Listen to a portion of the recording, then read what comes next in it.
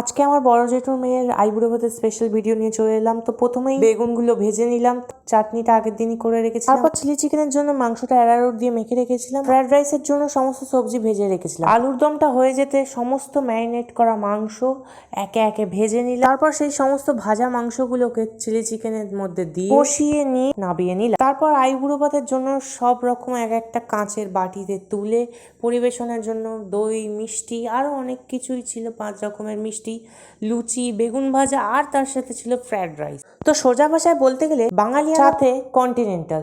তারপর একটুখানি মিষ্টি মুখের ফটোশ্যুট হয়ে গেল। তারপর আমি পাত পেরে বসে পড়লাম খেতে। তো প্রথমেই ফ্রাইড রাইস আর আলুর দম দিয়ে একটুখানি ট্রাই করলাম। ফ্রাইড রাইস আর আলুর দম একটুখানি মুখে চালান করে নিলাম, দুর্দান্ত খেতে ছিল। তারপর লুচি দিয়ে আলুর দম ট্রাই করলাম। এটা আশা করি প্রত্যেক বাঙালিরই অজানা নয়, লুচি আলুর দম একটা খুবই সুন্দর খাবার। তো তারপর নিয়ে নিলাম আজকে শো স্টপার চিলি চিকেন আর তার সাথে ফ্রাইড রাইস।